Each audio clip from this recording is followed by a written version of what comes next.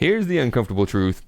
Once I hired someone to manage my team and then just kind of let them run the business, like entirely. Very little oversight, no accountability, just vibes. Fast forward a few months, I lost team members, clients, and quality was slipping like a greased up bar of soap. That's when I realized being a good boss takes a lot more than just not being a bad one. So today, I'm sharing 5 hard-hitting lessons from how to be a good boss. You could pick up the audiobook, you could pick up the book. I'm going to share how these lessons have helped me grow from being a nice boss to an effective one.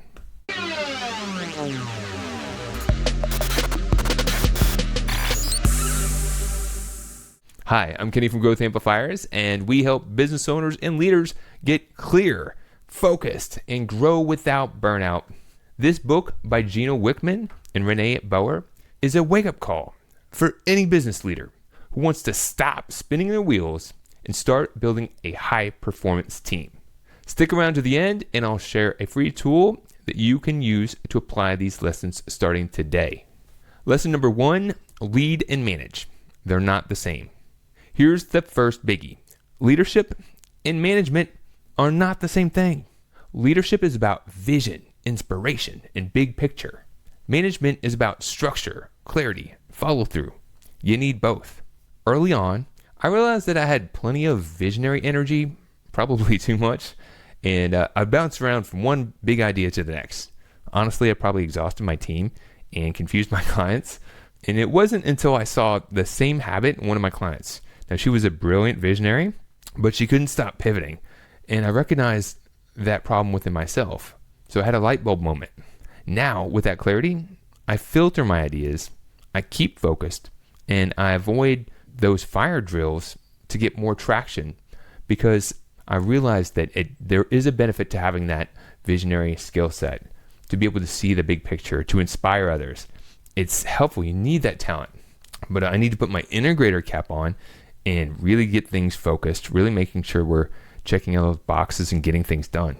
So if you lean one side or the other, sometimes it could be helpful to work with somebody who has that visionary skill set. So if you watch some of the videos on my channel, you can see some of the testimonials that others have said working with me really helps them get inspired and see things bigger that they didn't see. And then it's putting on that integrator hat and help, right? And helping them get those ideas from in the mind to on paper to in action so that you can get that traction.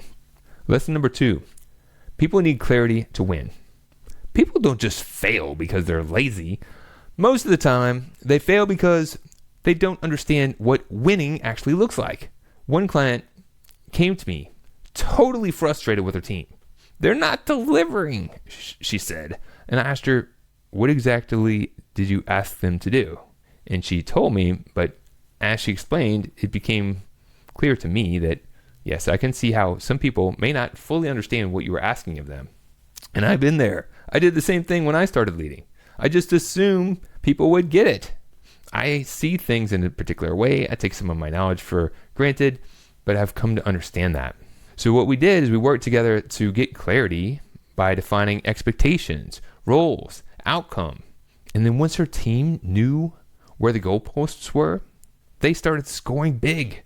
She got her time back to start focusing on growth. Imagine that for a second. You have a team and they're maybe seeming like they're checking the box. Sometimes they're not even doing that. What would be possible if you helped them see what they could do to really step into their true greatness? And you could do that by giving them clarity. Lesson number 3, don't abdicate, delegate, and verify. Lesson number 3 came with a big price. I hired someone who was vetted to manage my team so I could focus on strategy. Sounds smart, right? Until I practically disappeared from the day-to-day. Now, at first, it was pretty cool. Felt like I was owning the business, working on the parts that I really wanted to focus on.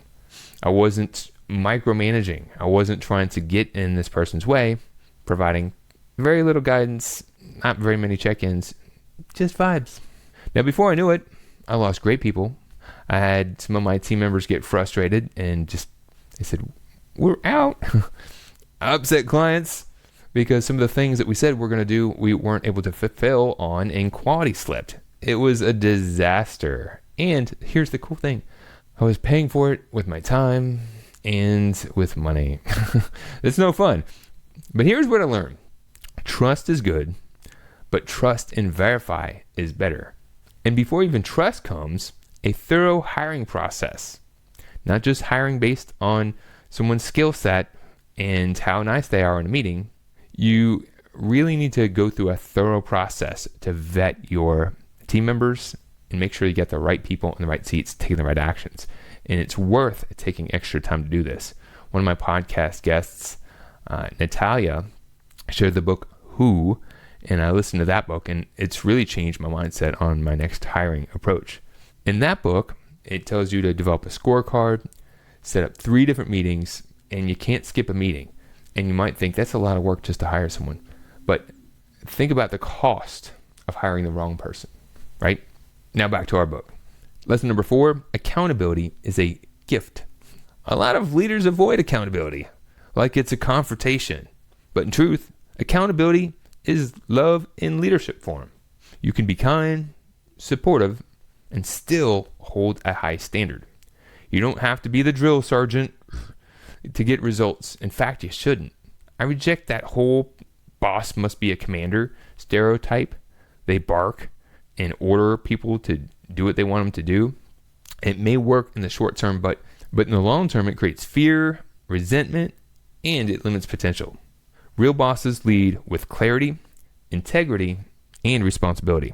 You can empower your team to rise by being consistent and direct, not loud.